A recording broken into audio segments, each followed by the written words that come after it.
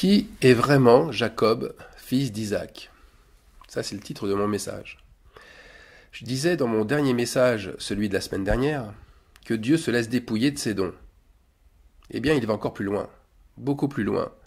Il se laisse même vaincre. Si vous luttez avec lui, il vous laisse gagner le combat. Où lit-on cela dans la Bible, que Dieu se laisse vaincre? C'est avec Jacob, fils d'Isaac, qui a lutté contre l'ange de Dieu et qui a gagné le combat. L'ange a finalement capitulé. On lit ça dans Genèse, chapitre 32, au verset 28. « Ton nom ne sera plus Jacob, mais tu seras appelé Israël, car tu as lutté avec Dieu et avec des hommes, et tu as été vainqueur. » L'ange lui a laissé juste une marque en le blessant à la hanche. Pourquoi Dieu fait-il cela? Parce qu'il ne cherche pas à nous détruire. Ça, c'est la première raison. Ensuite, parce qu'il n'a pas le même combat à mener que nous. Et en plus, qu'il veut nous montrer, surtout, la vérité, là où se trouve la vraie victoire. La victoire se fait dans la soumission, elle se fait dans la faiblesse, dans le renoncement, ou encore l'obéissance, car c'est là que se trouve la vraie sainteté. Mais cette victoire ne se voit pas tout de suite, elle ne se dévoile que bien plus tard, à la fin. Alors quel trophée Jacob visait-il dans le combat avec l'ange?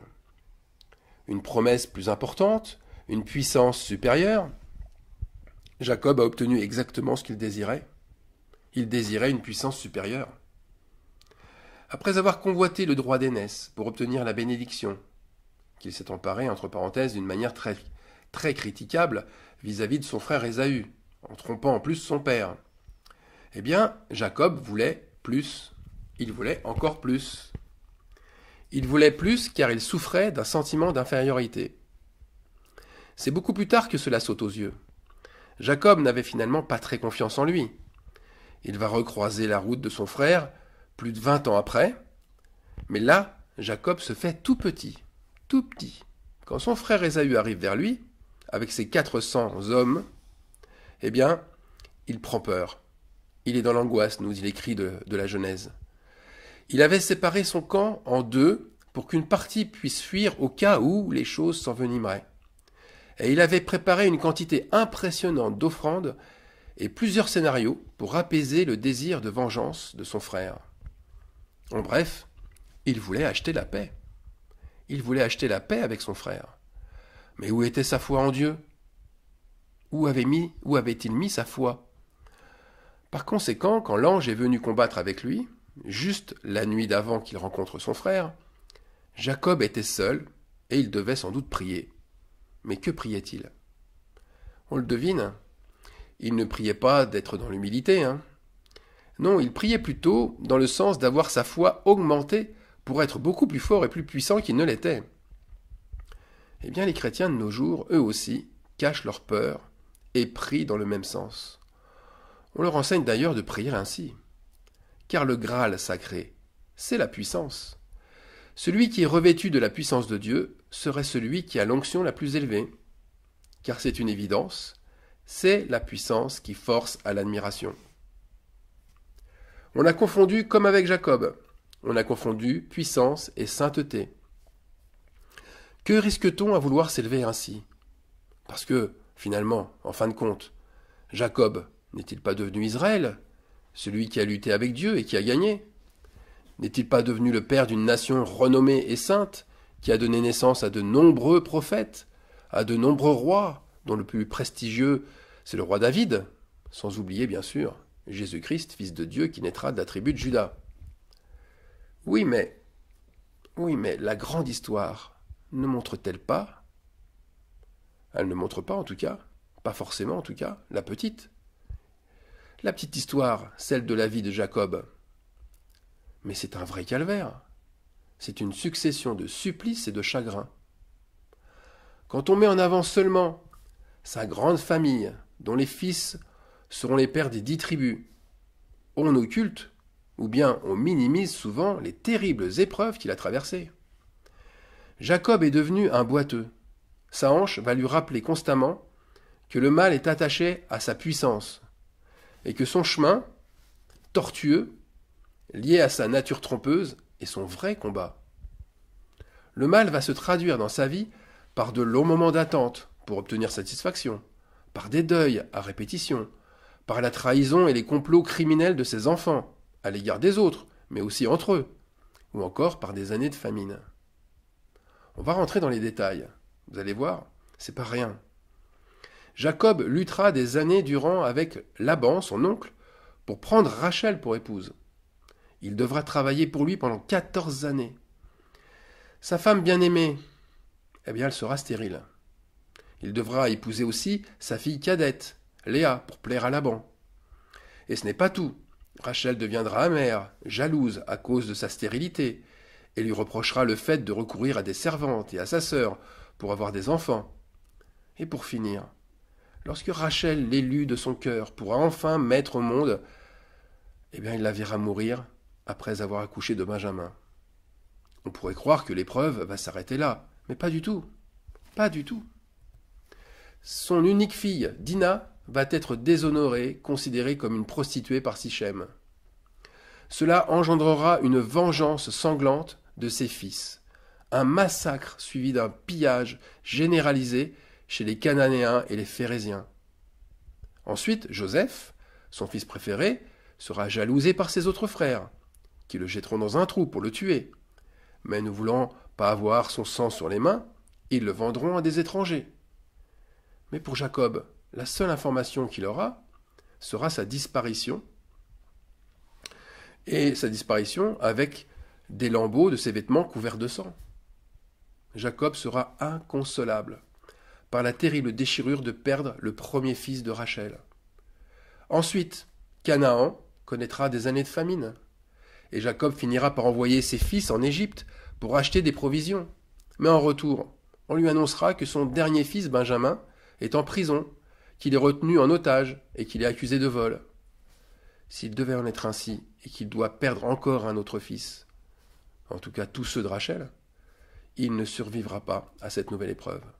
C'était sa prière. C'était sa prière pour que Dieu abrège ses vieux jours. Et c'est seulement à la fin de sa vie qu'il aura une bouffée d'air en voyant le retour de la bénédiction par son fils Joseph et ses enfants qui vont finalement revenir en terre de Canaan. Quelle existence chaotique! Quelle terrible, terrible épreuve durant toute sa vie! Mais c'est la récompense d'être Israël et de lutter avec Dieu. Quand on s'engage à vouloir à tout prix la puissance de Dieu, à tout prix les premières places, à tout prix les meilleures bénédictions, mais on paye un prix de malheur très fort, moi je dirais trop fort. En fait, Ésaü n'aurait jamais pu être Israël, on le comprend. Alors bien sûr, il y a une question qui chatouille un peu. Ésaü n'a-t-il pas fait, lui, de meilleurs choix alors ? Lisons Genèse 25-24. Il y avait 2 jumeaux dans son ventre, dans le ventre de Rebecca, la femme d'Isaac. Rien à l'origine ne nous montre qu'un jumeau sera meilleur que l'autre, qu'une malédiction sera sur un des fils d'Isaac. Mais il y a quand même un indice, et un indice de taille. Jacob naît juste après Ésaü, mais en lui tenant le talon, comme s'il essayait de se cramponner à lui pour le retenir, et pour finalement le doubler. Jacob, c'est clair, dès le ventre de sa mère, était déterminé à passer en première position. Ésaü, quant à lui, était roux et très poilu, et son apparence physique l'a sans doute desservi, puisque, vis-à-vis de sa mère, elle préféra de loin Jacob, elle l'incitera à s'accaparer du droit d'aînesse de son frère. Le verset 24, le verset 24 qu'on vient de lire, par son nombre, nous indique plutôt 2 parcours de vie de prophètes. Celui d'Ésaü et celui de Jacob. Chacun aura, pour sa vie, un prix à payer différent. Le verset 23, regardez ce qu'il dit. Et l'Éternel lui dit à Rebecca, 2 nations sont dans ton ventre, et 2 peuples se sépareront au sortir de tes entrailles. Un de ces peuples sera plus fort que l'autre, et le plus grand sera assujetti au plus petit. Jacob devait être assujetti à son frère Ésaü, et c'est l'inverse qui eut lieu. C'est Ésaü qui s'est fait doubler. Alors qui a eu la meilleure attitude ? Celui qui a été soumis ou celui qui a été dominé? Enfin, celui qui a été soumis ou celui qui a dominé sur l'autre, plutôt. Parce que Dieu ne se complète-t-il pas, au contraire, dans celui qui est soumis, trompé, outragé, dominé, opprimé? Celui qui veut être le plus grand, nous dit Jésus-Christ, qu'il soit le serviteur de tous. Et là, Dieu agirait différemment avec Ésaü et Jacob. Il bénirait davantage celui qui est plus malin, plus fourbe que l'autre, qui agit de manière détournée. Alors certains ont été très loin. Ils ont été jusqu'à dire que Dieu est lié par sa parole et qu'il ne pouvait plus faire marche arrière. Ce qu'il a béni au départ le sera toujours, et tant pis si c'est injuste. Dieu se serait pris au piège de sa parole. Mais jusqu'où est capable d'aller la folie de l'homme pour croire cela? On va revenir au contexte. Ésaü était complètement éreinté et affamé quand il est rentré du travail des champs. Il aurait dévoré un mouton tellement il avait faim. Jacob, il a profité de son état de faiblesse pour lui proposer son délicieux plat de potage et de lentilles. Bien sûr en échange de son droit d'aînesse.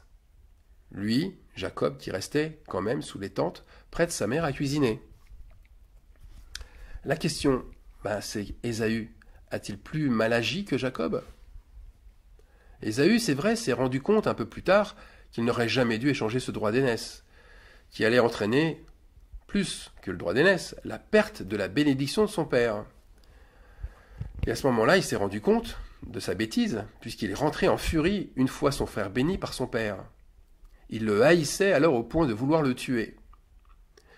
Isaac aussi était furieux d'être trompé par son fils Jacob, qui s'était déguisé en prenant des vêtements de son frère pour le duper, alors que lui était devenu presque aveugle.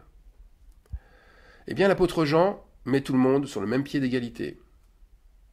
Voilà ce qu'il dit, l'apôtre Jean.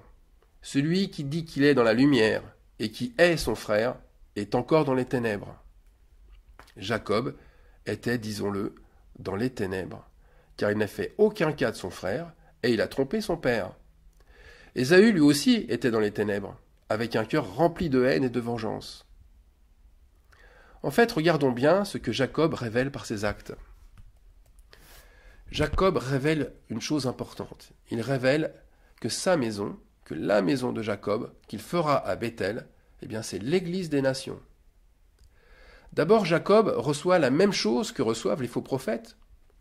Les faux prophètes qui ont pris par ruse une bénédiction qui ne leur était pas destinée.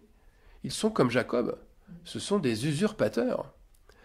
Jacob porte bien son nom qui signifie qui supplante, qui prend par le talon, qui s'accapare des biens d'autrui en le faisant tomber, qui prend la place de quelqu'un. Cette manière d'agir ne vous fait-elle pas penser aux imposteurs de la foi? Eh bien, ces imposteurs ont pris une bénédiction qui ne leur était pas adressée. Tout à fait. La même bénédiction que celle d'Isaac pour Jacob. Elle ne lui était pas adressée au départ. Mais rappelons-le, Dieu le savait. Il n'a pas été trompé, lui. Alors, accrochez-vous bien. Voilà cette bénédiction proférée par Isaac. On la lit dans Genèse 27-28. Écoutez bien cette bénédiction, elle vaut ce pesant d'or. Que Dieu te donne de la rosée du ciel et de la graisse de la terre, du blé et du vin en abondance. Que des peuples te soient soumis et que des nations se prosternent devant toi. Sois le maître de tes frères et que les fils de ta mère se prosternent devant toi. Maudit soit quiconque te maudira et béni soit quiconque te bénira. Reprenons chaque point de cette bénédiction pour la comparer maintenant aux chefs des églises de nos jours, ces chefs qui luttent avec Dieu en convoitant sa puissance. On reprend. Que Dieu te donne de la rosée du ciel et de la graisse de la terre, du blé et du vin en abondance. Ici, ça paraît surprenant, mais Dieu fait don aux prophètes proclamés dans leur système religieux, il fait don de la richesse. Ils reçoivent de Dieu la rosée du ciel, c'est-à-dire qu'ils reçoivent une partie de la parole de Dieu qui vient d'elle-même au matin. Et ils sont dans l'abondance. Ils ont la graisse de la terre. Ils ont du blé et du vin en abondance. Le vin en abondance, ce sont aussi les nombreuses paroles prophétiques qu'ils déversent sur un peuple conquis. Eh bien, ces prophètes semblent vraiment être bénis. Et ils le sont dans la réalité. C'est indéniable. Ils sont bénis. On continue. Et que des nations se prosternent devant toi. Eh bien, ces pasteurs prophètes attirent à eux des gens de toutes parts, qui forment un peuple nombreux, qui vient de loin, au-delà des frontières. Et c'est vrai qu'ils sont idolâtrés, puisqu'on se prosterne devant eux, et qu'ils passent pour des êtres particulièrement sages et intelligents. Regardez la reine de Saba, entre parenthèses, elle venait du continent africain, et elle se prosternait devant la sagesse du roi Salomon. On continue encore, en reprenant les versets. « Sois le maître de tes frères, et que les fils de ta mère se prosternent devant toi. » Tiens, d'un seul coup, la bénédiction change de ton. C'est l'impératif qui domine. Ils reçoivent comme un ordre, comme un commandement, celui de dominer sur leurs frères. Sois le maître. Ils ne font pas que de dominer sur les frères, ils font aussi en sorte que les fils convertis, nés d'en haut, donc les fils qui sont de la mère, de l'Église, eh bien, se prosternent eux aussi devant eux, comme devant une idole. Il faut absolument qu'ils soient considérés comme des maîtres. Il faut absolument que dans leur religion ou dans leur groupe de référence, ils soient considérés comme des maîtres. Qu'ils soient reconnus aussi par leur père. Voilà cet impératif. Et entre parenthèses, Salomon pouvait tout se permettre. C'était le fils de David, reconnu officiellement comme étant son successeur par le roi David lui-même. Et en plus, il fut oint par son prêtre. Alors maintenant, le dernier verset de la bénédiction. « Maudit soit quiconque te maudira, et béni soit quiconque te bénira. » Oui, vous avez bien lu. Et c'est la vérité. La bénédiction d'Israël se perpétue, et elle est pour l'Église aussi. Et des Jacob, des trompeurs, il y en a partout. L'onction de Dieu leur fait tourner la tête à tous. Ils se sentent inatteignables, au sommet de leur trône. Ils se permettent de juger ceux qui les critiquent en pointant le mal qu'ils ont. Regardez, ils sont maudits. Le mal qui atteint les autres les rend ça les rend eux encore plus saints. Le malheur des autres fait leur bonheur, puisque les autres sont maudits et eux sont bénis. On voit bien que c'est cette immunité spirituelle qui leur fait franchir des frontières et briser des alliances. Ainsi, l'adultère physique, comme spirituel, eh bien, c'est devenu une constante macabre pour Israël et pour l'Église aussi. On influence alors les croyants à faire des choix iniques, à fermer les yeux sur des pratiques injustes, à accepter des privilèges. Mais ces prophètes ont aussi le pouvoir de bénir. C'est ce qui les rend encore plus imbus d'eux-mêmes. Et c'est pourquoi même les élus pourraient être séduits. Parce que la bénédiction est là, elle est présente dans les assemblées. L'ambiance, elle y est sécurisante. Il y règne une force d'attraction spirituelle et une espèce de havre de paix. Pourquoi ? Parce qu'ils bénissent leurs pasteurs, parce qu'ils louent leurs prophètes. Cette loi mise en pratique, elle fait qu'en bénissant leurs chefs religieux, eh bien, ils reçoivent à leur tour des bénédictions. Et cela renforce bien sûr la conviction de tout le monde. Mais à l'inverse, attention, ceux qui vont combattre contre eux vont récolter des blessures. C'est pourquoi nous devons bénir et ne pas maudire, pardonner et ne pas chercher vengeance, et surtout ne pas rentrer en opposition directe avec celui que nous voyons usurper une identité. Tout est sous contrôle par notre Seigneur et notre Sauveur. S'il doit y avoir justice, et il y aura justice, alors à lui la vengeance et à lui la rétribution. Vous voyez, ces chefs iniques sont comme Jacob. Ils sont gardés par Dieu, protégés par lui, mais ils ne sont pas exempts d'épreuves liées à leurs actes cruels et injustes, et à leur iniquité. Ils ont un prix à payer, et ils le paieront. Alors pour Ésaü, sa destinée sera-t-elle plus glorieuse, ou sera-t-il, lui, un laissé-pour-compte ? Ésaü, certes, n'est pas meilleur que son frère, en tout cas s'il garde un cœur haineux et un désir de vengeance. Mais nous verrons, et ça sera mon prochain message, je pense, nous verrons que son parcours est bien différent. Nous n'avons pas à chercher à savoir qui est l'élu dans l'affaire, en idolâtrant qui que ce soit, mais à comprendre que les choix que nous faisons nous font vivre des épreuves différentes. Si nous pensons que par nos prières et nos actes, nous allons faire revenir Dieu sur sa parole, eh bien nous nous fourvoyons. Le grand plan de Dieu, lui, ne bougera pas. Il ne bougera pas d'un iota, quoi qu'il arrive, comme cela s'est fait avec Jacob et Ésaü. Ne croyez surtout pas que Dieu est surpris des positions des uns et des autres. Dans toutes les assemblées de croyants, Dieu savait dès l'origine qu'il y aurait des Jacob, c'est-à-dire des prédateurs, dominateurs, trompeurs, et qu'il y aurait des Ésaü, des victimes qui ne soupçonnent pas le mal, qui sont manipulables. Mais Dieu a planifié sa justice et chacun reçoit en rapport à ce qu'il a semé. En tous les cas, convoiter les choses sacrées, chercher la gloire et les premières places ne vous fera vivre que des chagrins. Mais chercher l'humilité, l'amour et la justice ne vous amènera à vivre que des satisfactions. Amen. Amen.